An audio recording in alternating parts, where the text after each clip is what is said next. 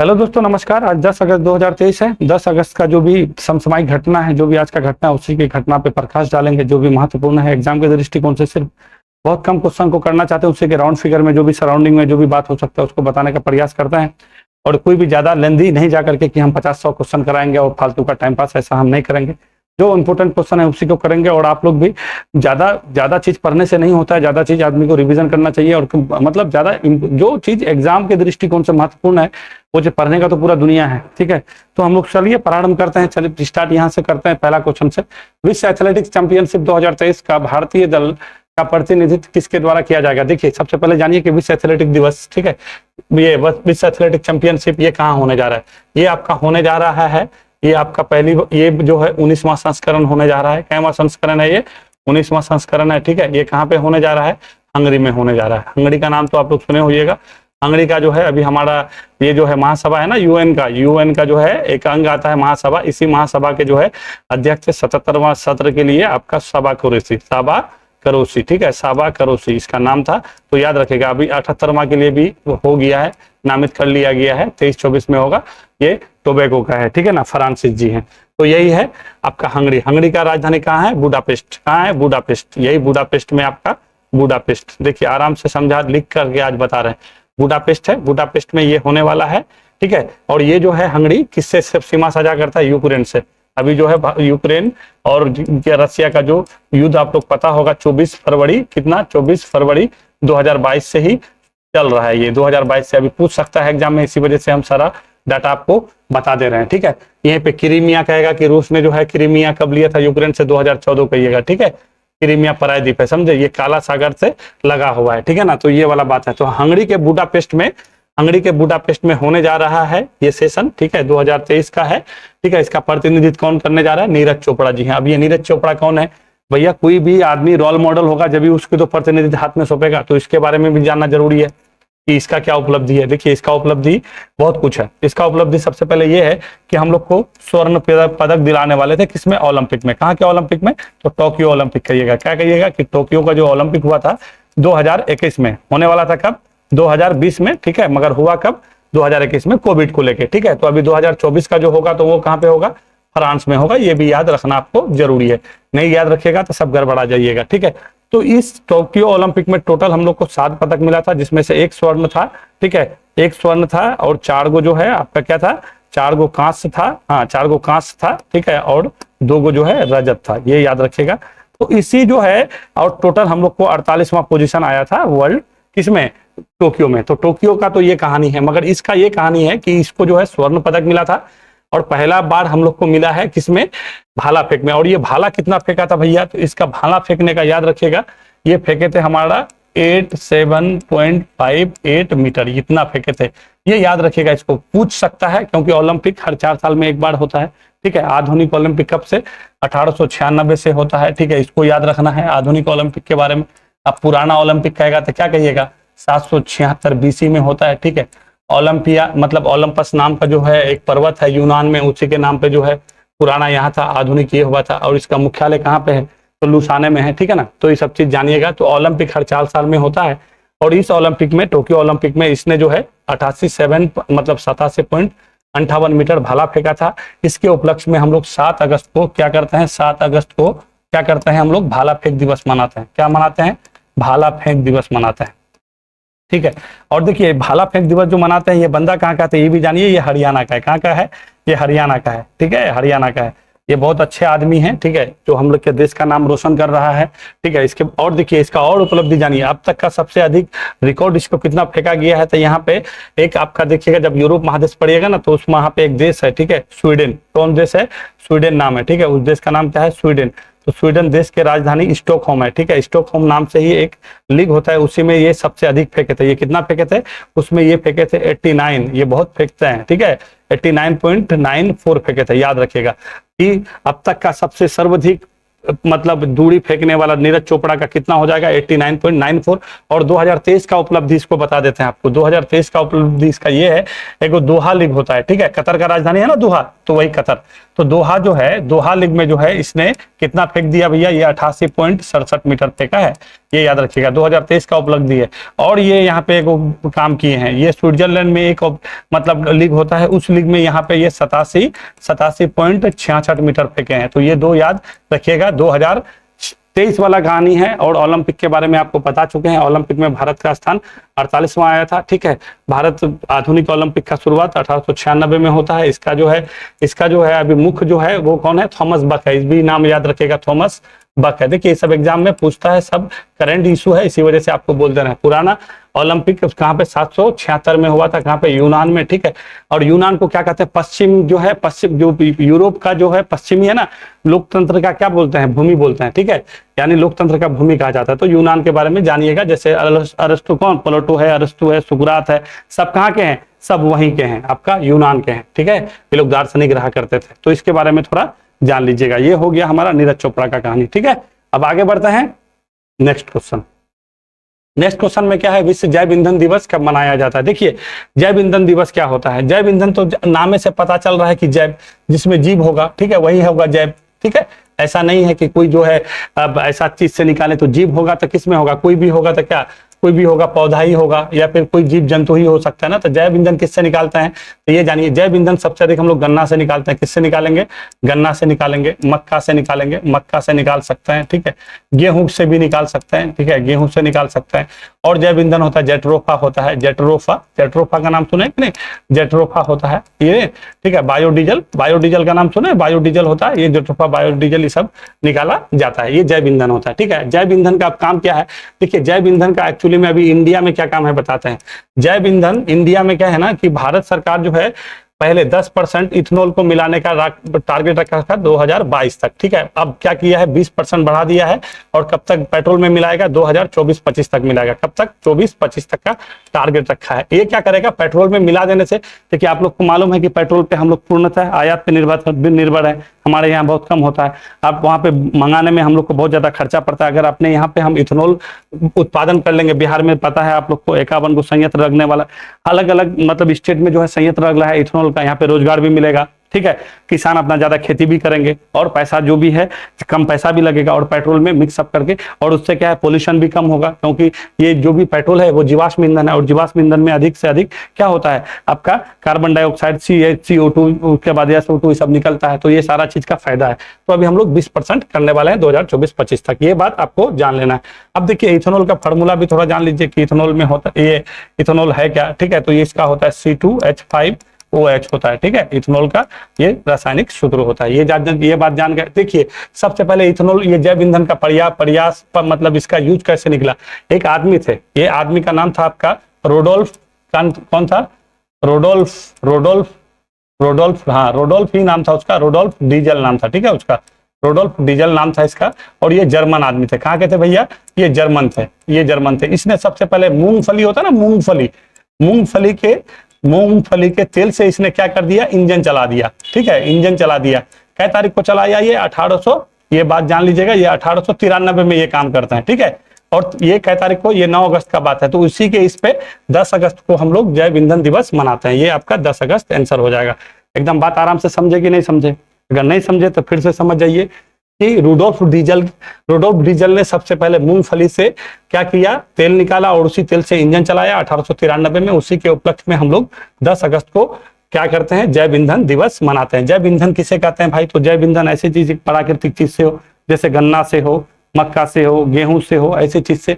Jatropha है, रतनजोत है, ये सब क्या है, सब जैव ईंधन है। ठीक है, तो ये सारा चीज हम लोग निकालते हैं। अब भारत सरकार का इसका क्या प्लान है, भारत की अर्थव्यवस्था में इसका क्या योगदान है, तो आप लोग जानते हैं कि ये पेट्रोल सबसे ज्यादा गाड़ी परिवहन में डीजल और पेट्रोल का इस्तेमाल होता है। तो इस पेट्रोल में हम लोग क्या क्या इथेनॉल मिलाने का प्लान किए, जिसको हम लोग E20 भी कहते हैं। E20 एक बहुत एग्जाम में पूछा भी गया है और आगे पूछेगा भी। तो E20 अगर आपको पूछ देगा कि E20 क्या है, तो क्या कहिएगा, E20 जो हम लोग इथेनॉल मिलाने वाले हैं 20% किसमें, पेट्रोल में, इसी को हम लोग E20 नाम दिए हैं। और ये इसका टारगेट कब तक रखा गया है, 24-25 तक रखा गया है। ठीक है, तो कितना परसेंट मिलाएंगे, अभी तक हम लोग 10% मिला चुके हैं। और ये कहां से निकलेगा, गन्ना से, मक्का से, गेहूं से, ये सब निकलता है। ये बात समझ गए। चलिए नेक्स्ट क्वेश्चन, अगला क्वेश्चन में आते हैं। देखिए समझने में कोई भी प्रॉब्लम हो तो बिल्कुल भी आप लोग के लिए ओपन है, जाइए कमेंट बॉक्स में और कमेंट कीजिए एकदम दबा के, बिना संकोच किए हुए बोलिए कि ये प्रॉब्लम है, फलाना चीज, जो भी। अगर आपको कोई इंफॉर्मेशन डाटा भी अगर गलत लगता है उसका भी सुझाव दे सकते हैं, क्योंकि देखिए हम कुछ लिख के लाते नहीं हैं, ठीक है। अब जो एग्जाम के दृष्टिकोण से आपके लिए महत्वपूर्ण हो उसको हम रखने का प्रयास करते हैं, ठीक है।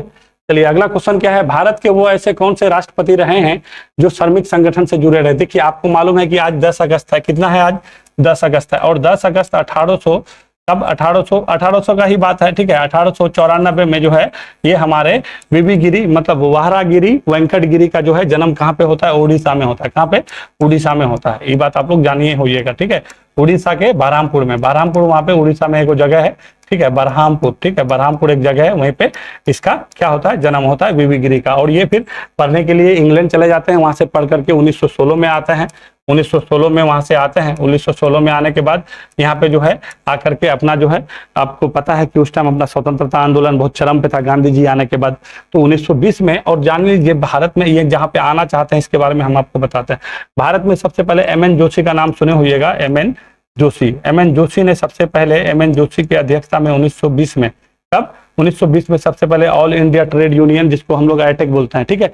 उसके बाद फिर ये आगे में चल करके 1947 में इंटेक बन जाता है, तो अभी 1920 तक रहते हैं। एम.एन. जोशी के द्वारा जो है ऑल इंडिया ट्रेड यूनियन का स्थापना किया जाता है, और इसके अध्यक्ष रहते हैं लाला लाजपत राय, और उपाध्यक्ष रहते हैं कौन, बैप्टिस्टा। याद लोग सब चीज हिस्ट्री का चीज है, आप लोग जानते ही होइएगा, कहानी ऐसे है तभी इसको हम रिलेट कर रहे हैं।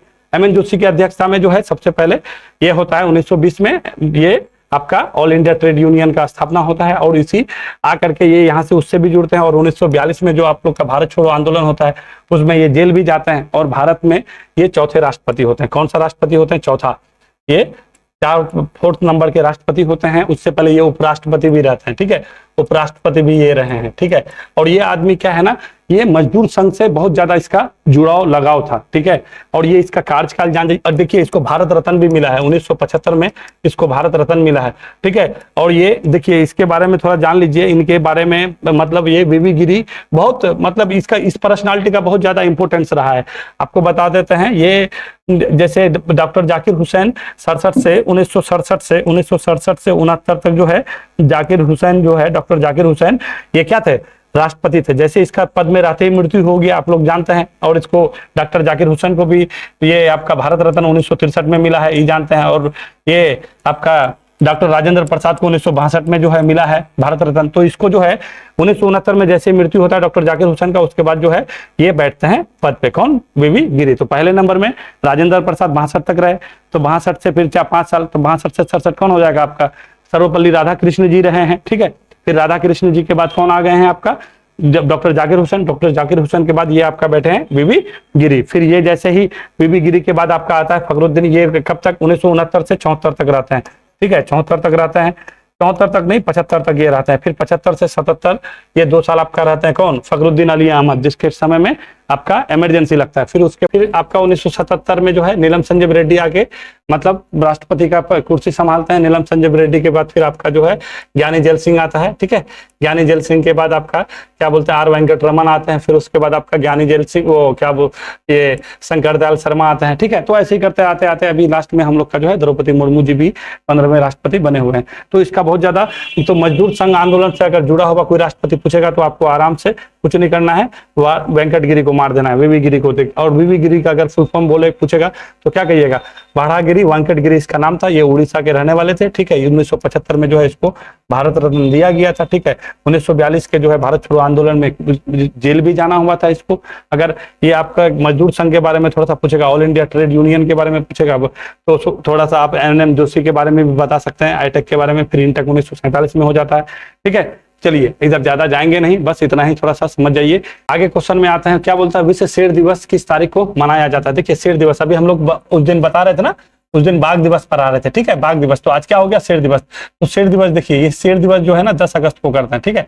और ये शेर दिवस, ये शेर दिवस कब से मनाता है ये भी जान दीजिए, ये मनाते हैं 2013 से मनाते हैं, ठीक है।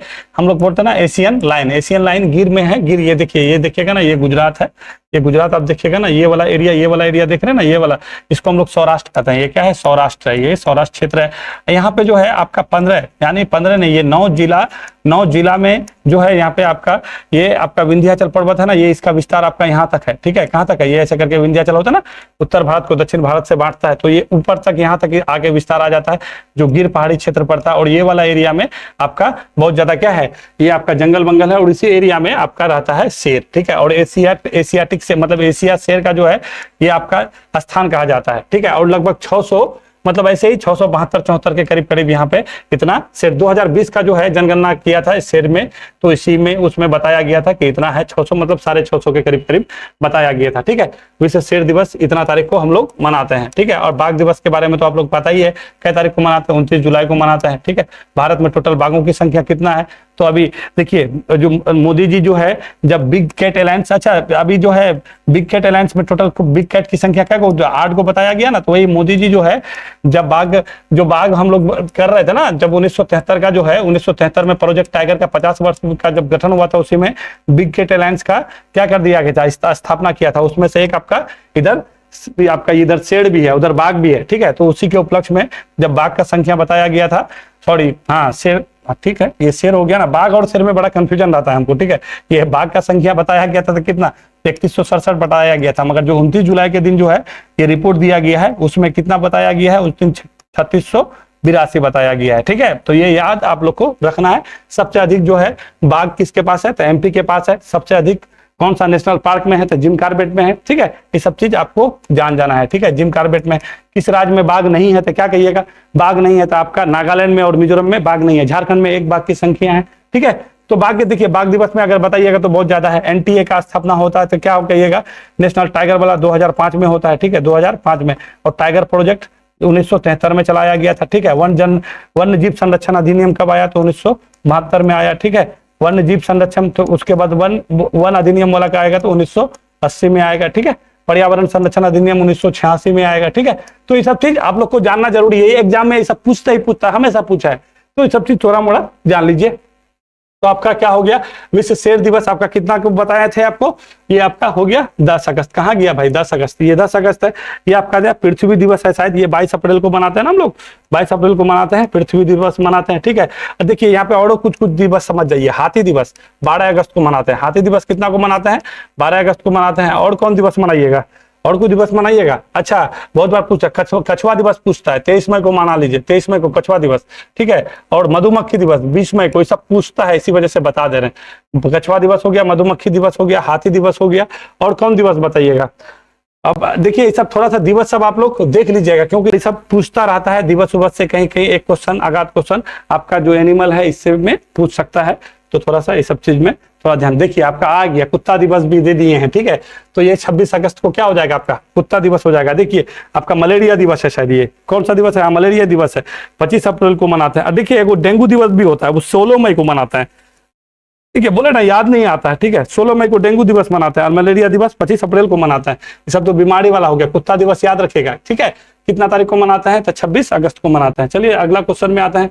अगला क्वेश्चन आपका क्या है, इकोवास। देखिए इकोवास एक संगठन है, इस संगठन का स्थापना जो है 1975 में किया जाता है, ठीक है। देखिए इसका कहानी क्या आपको बता देते हैं। अभी जो है नाइजर में ना बहुत कहानी गड़बड़ हो गया है। नाइजर एक देश है अफ्रीका महादेश का, यहाँ पे आपको नाइजर दिखेगा, ठीक है। नाइजीरिया से यहाँ पे सीमा लगाता है, यहाँ पे नाइजर देश है, देखो हमको यहाँ से तो दिखता नहीं, यहीं पे है बट, ठीक है। नाइजर यहीं पे है, और ये इकोवास, और यहाँ पे साहेल पट्टी है, ठीक है। ये आपका अटलांटिक महासागर से शुरू होकर के ये आपका लाल सागर तक जाता है, ठीक है। आपको ये थोड़ा सा याद रखना है। तो आप नाइजर पहले ये जानिए, नाइजर का आजाद फ्रांस से आजाद होता है। नाइजर किससे, फ्रांस से। कब होता है भैया, 1960 को होता है। 1960 से लेकर अब तक यहाँ का स्थिति कुछ सही रहा नहीं है। ये वाला एरिया आपको मालूम है खनिज संपन्न तो एरिया है, इस सब एरिया में कोबाल्ट मिलता है, लिथियम, मतलब सबसे महंगी धातु मिलता है यहाँ पे। मगर दिक्कत ये है ना कि यहाँ जो संचालन सही से नहीं हो पाता है, और नहीं होने के कारण यहाँ पे हमेशा कभी सेना इसको गिराता है तो कभी उसको। अभी यहाँ के जो नाइजर के जो राष्ट्रपति थे उसको, ये जो है मोहम्मद जी कोई थे, ठीक है, उसको जो है क्या किया, तख्ता पलट करके अब यहाँ पे क्या कर दिया है, सैन्य मतलब शासन यहाँ पे शुरू कर दिया। जब जैसे ही नाइजर में तख्ता पलट हुआ है तो यहाँ पे थोड़ा सा माहौल हो गया है गर्म, क्योंकि आपको क्या बोले, फ्रांस से आजाद हुआ कौन, नाइजर। तो फ्रांस और अमेरिका इसको सपोर्ट करता है कि यहाँ पे कौन बैठे, जैसे राष्ट्रपति को हटाया गया है उसको क्या फिर से तख्त में बैठाया जाए। और यहाँ पे अभी आपको आज से कुछ दिन पहले एक घटना का नाम सुने होइएगा, रसिया में जो है एक ग्रुप है वैगनर ग्रुप, तो रसिया वाला चाहता है, यानी और कोई देश का मतलब 2 ध्रुव में बढ़ गया। यहाँ पे कहानी थोड़ा मोड़ा अभी यूक्रेन के तरह जा रहा है। अब इसको लेके एक तरह से माहौल बन गया, क्या माहौल बन गया है, दो धुरी में बट गया है। इधर जो पश्चिमी देश है यानी अमेरिका है, फ्रांस है, उधर वाला जो भी देश है वो सपोर्ट कर रहा है कि यहाँ पे क्या हो, लोकतांत्रिक सरकार चले, यानी जिसका उठा करके मतलब सरकार गिराया गया उसको गद्दी पे बैठाया जाए। और यहाँ पे जो सेना है तो सेना का सपोर्ट कर रहा है कि ये जो वैगनर ग्रुप समूह है, ठीक है, तो ये कहाँ का है, रसिया का। ये क्या है ना, एक ये प्राइवेट सेना है, पैसा दीजिए और आपको जाके वो क्या करेगा, सपोर्ट करेगा, और ये रसिया का है, ठीक है। पुतिन अभी यही पुतिन के साथ जो है वैगनर ग्रुप थोड़ा सा क्या कर रहा था, गड़बड़ कर दिया था, तो फिर शांत भी हो गया तुरंत से। तो कहा जाता है कि रसिया वाला जो है सपोर्ट कर रहा है, ईरान रसिया ये लोग मिल करके सपोर्ट कर रहा है कि यहाँ पे वैगनर ग्रुप को बुला करके ये जो भी लोग है तो यहाँ पे थोड़ा सा ये हो, यहाँ पे सेना का शासन चले, ऐसा बात नहीं है। तो इसी का नाम है इकोवास। तो इकोवास में टोटल, इकोवास एक संगठन है, 1975 में ये बनता है, ठीक है। इसमें उस टाइम 13 सदस्य था, यहाँ पे टोगो, बेनिन, माले, चाड, घाना, ठीक है, मर्तानिया, माले, ये वाला एरिया देखते हैं ना, यहाँ से शुरू कीजिए, ठीक है। यानी मोरक्को छोड़ दीजिए, पश्चिम आपका पश्चिमी सारा मर्तानिया, माले, चाड, बेनिन, टोगो, घाना, ये सब जितना भी है, नाइजीरिया, ठीक है, इक्वाटोरियल गिनी, ये सब जितना भी देश है यहाँ पे छोटी छोटी देश है, ठीक है, बहुत सारा देश है, अटलांटिक महासागर से यहाँ से ऐसे आपका लगता है। तो ये सारा देश इसका संगठन का इकोवास का क्या था, सदस्य था। और इकोवास का काम क्या है, वहां का आर्थिक हो या राजनीतिक रूप से हो, जो भी है इसका क्या करना है, इसका हल निकालना है, ठीक है। तो ये सारा चीज इसका हो गया। चलिए अब आगे चलते हैं। अगला क्वेश्चन क्या है, G20 का ध्येय वाक्य क्या रखा गया है। देखिए अभी G20 का ध्येय वाक्य, ये क्वेश्चन बनाने के पीछे उद्देश्य मेरा ये है, G20 आपको मालूम है कि इस बार जो है G20 का अध्यक्षता किसके पास है, भारत के पास है। किसके पास है, भारत के पास है। जब भारत के पास G20 का अध्यक्षता होगा तो स्वाभाविक है कि बहुत सारे मीटिंग हो रहा है। आप लोग अगर न्यूज पेपर पढ़ते हो तो पता होगा, या फिर करंट पढ़ते हो तो पता होगा कि कहीं पे जो है पर्यटन का अलग जगह मीटिंग हो रहा है, या फिर वित्त मंत्री का अलग हो रहा है, और बहुत सारा मीटिंग होता है, सस्टेनेबल डेवलपमेंट का अलग हो रहा है। तो घूम घूम के पूरे इंडिया में, अरुणाचल प्रदेश से लेके जम्मू कश्मीर से लेके मुंबई, गुजरात, ये पूरा कर्नाटक, ठीक है, अपना बिहार में भी हुआ था ई श्रम वाला, ठीक है, श्रम वाला हुआ था ना यहाँ पे। तो उसी तरह से अभी G20 का जो ध्येय वाक्य रखा गया है, देखिए इसका ध्येय वाक्य हम लोग का है वसुधैव कुटुंबकम। इसका मतलब क्या है ना, पूरे विश्व को भारत जो है, देखिए आज से नहीं है, वसुधैव कुटुंबकम हम लोग का जो है बहुत आप वेदों में भी लिखा गया है, ठीक है, कि वसुधैव कुटुंबकम यानी पूरे देश को हम लोग क्या मानते हैं, एक परिवार मानते हैं, ठीक है, एक परिवार है, पूरा विश्व क्या है, एक परिवार है। तो हुआ क्या है, जो अभी G20 का जो अभी चल रहा है, तो G20 का अध्यक्षता भारत के पास है। तो अभी होने वाला है इसका मीटिंग राष्ट्राध्यक्ष का। अभी तो छोटी छोटी मीटिंग चल ही रही है। तो इसमें क्या है, जो पेपर, मान लीजिए कि कुछ समूह है, उस समूह में कोई मीटिंग हुआ, उस मीटिंग में जो है कोई पेपर ऊपर निकलता है ना अपना सब अपना इसके तरफ से, ये G20 जैसा समूह है, इस समूह का जो ये होगा वहां से कार्यालय से अपना निकलेगा पेपर। तो उस पेपर से जो है ना ये वाला शब्द को वसुधैव कुटुंबकम को क्या कर दिया गया है, निकाल दिया गया, मतलब वो पेपर में ये नहीं है। और ये जो है आपका पेपर में आया है ये बात कि ये क्यों निकाला गया है। तो इसमें जो है चाइना क्या कर दिया है, आपत्ति जमाया है, आपत्ति ये जताया है कि वसुधैव कुटुंबकम को आप जो है, जो दस्तावेज में जो है किस हिसाब से नाम रख रहे हैं, ये नाम रखना उचित नहीं है। बोला कि वो क्यों नहीं उचित है भैया, तो ये इस वजह से उचित नहीं है कि हिंदी हो या संस्कृत हो, ये दोनों भाषा जो है, हिंदी या संस्कृत भाषा जो है, ये दोनों भाषा जो है, संस्कृत भाषा और हिंदी भाषा यूएनओ के चार्टर में नहीं है। अब यूएनओ क्या है, तो आप लोग जानते हैं संयुक्त राष्ट्र संघ में 6 ही भाषा का मान्यता है। और 6 भाषा में क्या हो जाएगा आपका, सबसे पहला अंग्रेजी है, इंग्लिश है, ठीक है, इंग्लिश है, उसके बाद फ्रेंच है, फ्रेंच भाषा है, ठीक है, उसके बाद स्पेनिश है, उसके बाद चीनी है जिसको मंदारिन कहते हैं, ठीक है, उसके बाद रशियन लैंग्वेज है, ठीक है, रशियन भी लैंग्वेज है, उसके बाद अरबी है, लास्ट में अरबी है। तो क्या होगा, 1 2 3 4 5 6 भाषा। इन 6 भाषा के अतिरिक्त अगर कोई भाषा चार्टर में होगा तो वो क्या हो जाएगा, आपका मान्यता नहीं होगा। तो इसी को लेकर के आपत्ति जताया है कौन, अपना चाइना, कि जो भारत में जो अभी G20 जो चल रहा है, तो आप इस भाषा को कैसे दे सकते हैं, ये जो वसुधैव कुटुंबकम जो है संस्कृत का भाषा है, ये भाषा आप नहीं दे सकते हैं। तो बहुत ज्यादा ये अभी न्यूज में चल रहा है, तो हो सके एग्जाम में ये पूछ ले आपको। तो यूएनओ के बारे में थोड़ा बोले हैं, तो यूएनओ के बारे में जान जाइए। 24 अक्टूबर 1945 को जो है इसका स्थापना होता है, आप लोग जानते हैं, इसका मुख्यालय न्यूयॉर्क में है, ठीक है। और ये जो है इसका 6 पार्ट है, जैसे आप लोग पढ़ते हैं ना, सुरक्षा परिषद है, महासभा है, उसके बाद अंतर्राष्ट्रीय न्यायालय है, उसके बाद सचिवालय है, तो ये सब इसका अंग है, ठीक है। और ये सुरक्षा परिषद में 15 सदस्य होता है, जिसमें से 5 अस्थायी सदस्य होता है। 5 अस्थायी सदस्य में आपका कौन है, रूस है, चाइना है, अमेरिका है, इंग्लैंड है, फ्रांस है ना, ये सब अस्थायी सदस्य में, और 10 गो अस्थायी सदस्य होता है प्रत्येक 2 साल में, ये अलग अलग चुना जाता है। ठीक है, तो इसको थोड़ा सा देख लीजिएगा। ये G20 का और G20 का जो है ये ध्येय वाक्य रखा गया है, और इसका कहेगा कि आपको इसका जो है स्लोगन एक होता है ना, एक रखा है, एक पृथ्वी, एक परिवार और एक भविष्य, यही लिखा है। ये 2 चीज को याद रखिएगा। तो ये आपका G20 का जो ध्येय वाक्य रखा गया है, वसुधैव कुटुंबकम, और ये बहुत ज्यादा न्यूज में है, थोड़ा आप देख लीजिएगा इसको। ठीक है, अगला क्वेश्चन क्या है, देखिए ये अब G20 के बारे में नहीं बताया, थोड़ा G20 के बारे में जान लीजिए। G20 के बारे में जानिए। देखिए G20 का इससे पहले जो अध्यक्ष था इंडोनेशिया के पास था। 2022 में कौन कर रहा था? इंडोनेशिया कर रहा था। ठीक है, इस बार किसके पास है? भारत के पास है। ठीक है, अब आगे किसके पास जाएगा? तो ब्राजील के पास जाएगा। ये तीनों एक ट्रायंगल बनाता है, तो इसको तो याद ही रख लेना है कि ये इंडोनेशिया के पास होगा 2022 में, 2023 में भारत हो रहा है, 2024 में ब्राजील के पास होगा। अभी टोटल इसमें जो है 19 सदस्य है। देखिए इसका थोड़ा हिस्ट्री जान लीजिए। हिस्ट्री क्या है ना, 1999 में जो है एक G20 नाम करके एक संगठन बना। ठीक है, अब देखिए ये क्यों बना, आप लोग को पता होना चाहिए कि G7 पहले G8 था, फिर G7 हो गया रशिया के निकलने के बाद। तो G7 1975 में बना था, और ये कैसा समूह है? विकासशील नहीं, विकसित देशों का समूह है। ठीक है, जितने भी दुनिया में विकसित देश है उसका एक समूह होगा, जो इकोनॉमिकली यानी जो व्यापार के दृष्टि से सारे अपना एक दूसरे से कनेक्ट करके व्यापार करेगा। तो उसी के तर्ज पर 1999 में, क्योंकि उस समूह में विकासशील देश को नहीं रखा गया था, तो एक समूह बना जिसको हम लोग क्या बोलते हैं?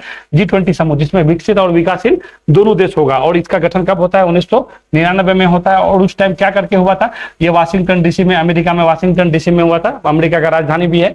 ठीक है, वहीं पे हुआ था। और वहां पे जो वित्त मंत्री और जो है राष्ट्र केंद्रीय बैंक का जो गवर्नर होगा, उसके जो है फाइनल का मतलब लोगों का एक मीटिंग हुआ करता था। 2008 से जो है ये वर्चुअली मीटिंग, मतलब ये फिजिकली मीटिंग होने लगा। 2008 से ये अपना अस्तित्व में आया।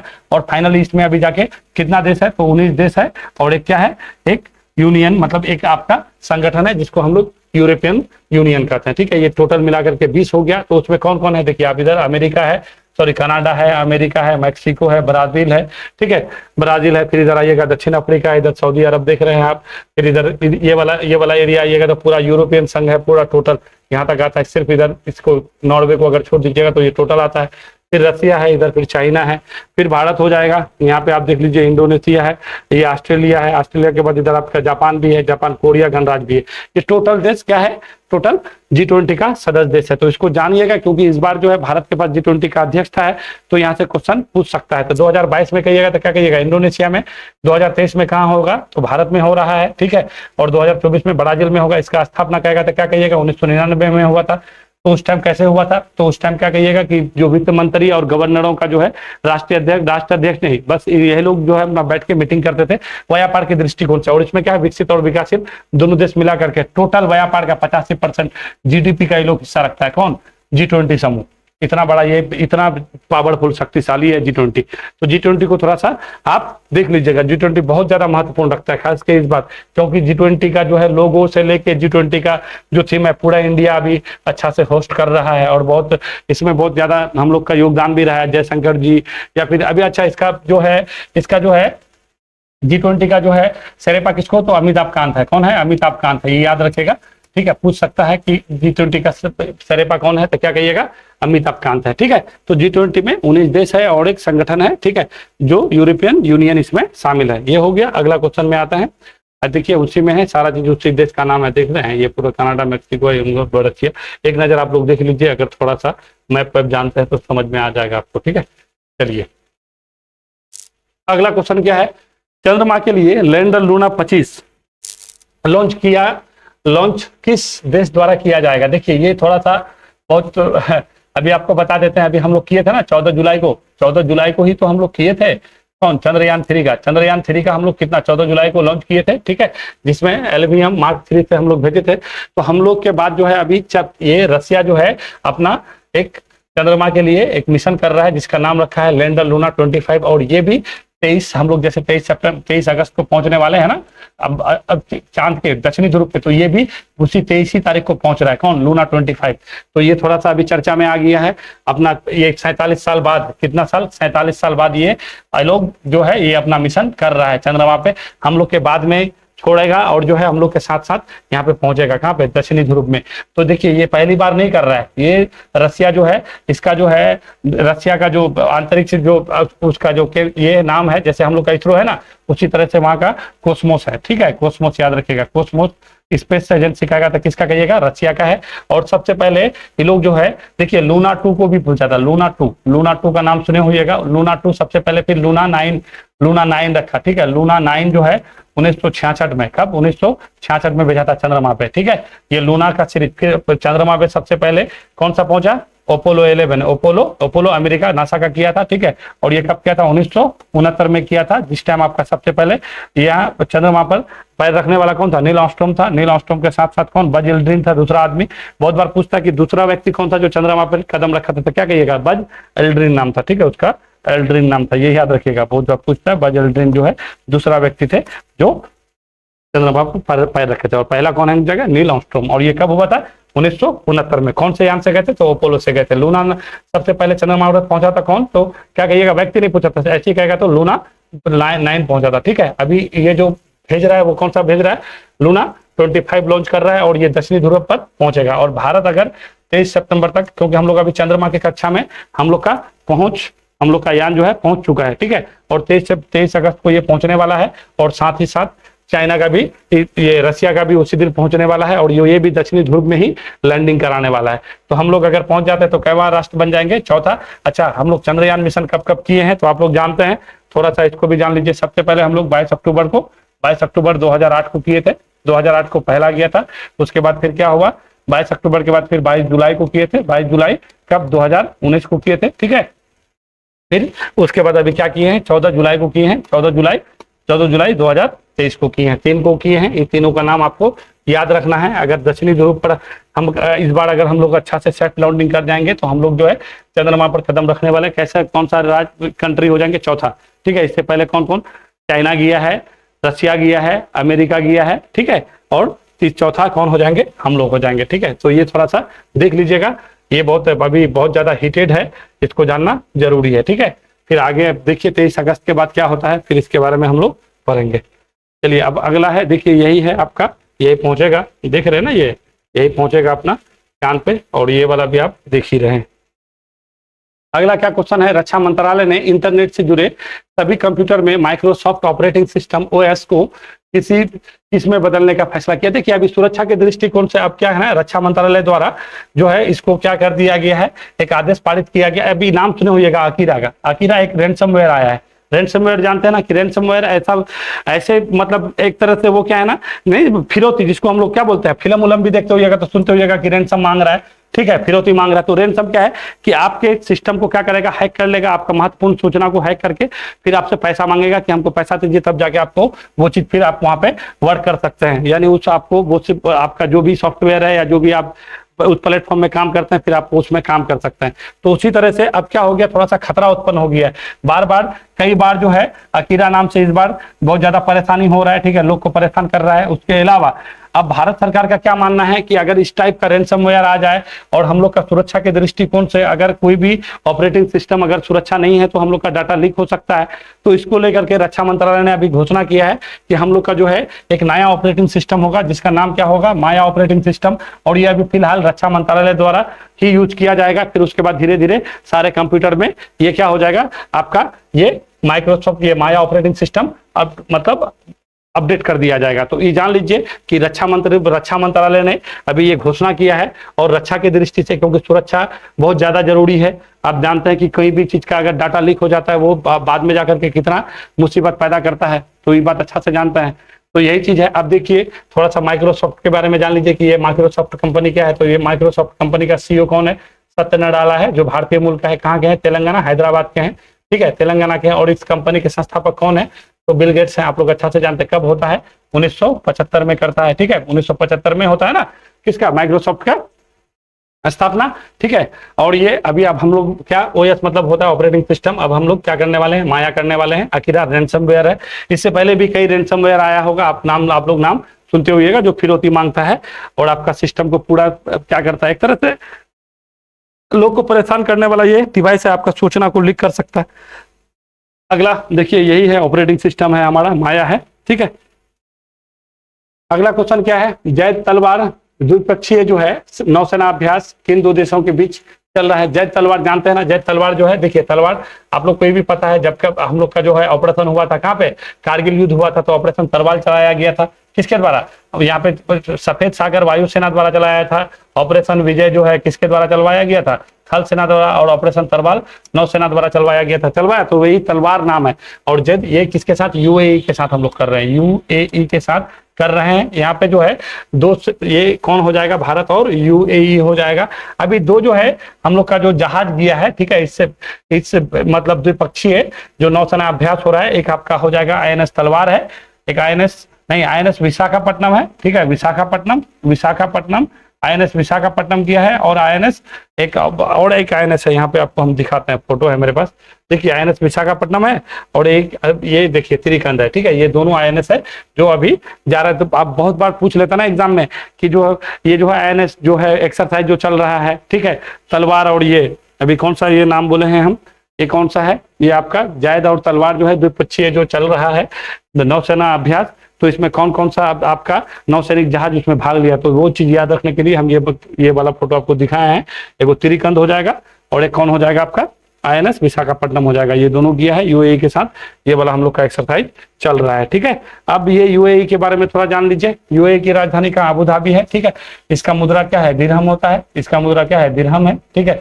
और ये 7 राज्य स्टेट मिल करके बना है। 7 स्टेट में कौन है, अबू धाबी है, दुबई है, अजमान है, शारजा है, ठीक है, रसूल खुमैन है ना। ये सारा क्या है, स्टेट मिल करके यूएई बनाता है। यहाँ पे आप देखिएगा, इधर ऐसे आपका, अब यहाँ पे देखिएगा ना आप, फारस की खाड़ी है, इधर ईरान लगता है, ये फारस की खाड़ी है, ये फारस, देखिए ये फारस की खाड़ी है। यहाँ पे एक चैनल है, ठीक है, इस चैनल का नाम क्या है, फारस की खाड़ी, ईरान है। इधर आइएगा तो यहाँ पे बहरीन है, इधर कतर है, ये वाला यहाँ पे आपका यूएई है। फिर इधर आइएगा तो इधर आपको ओमान मिल जाएगा, नीचे में सऊदी अरब है, इधर फिर यमन है। तो ये वाला यहाँ पे जाएगा, विशाखापट्टनम जाएगा और त्रिकंद जाएगा, ये आपको जान लेना है, ठीक है। और अगला क्वेश्चन देखते हैं। अगला क्वेश्चन शायद खत्म हो गया, आज इतना ही रहने दीजिए, फिर अगला हम लोग जो है अगला सेशन लेके आएंगे, कल लेके आएंगे। आज समय लेट हो जा रहे हैं, ठीक है।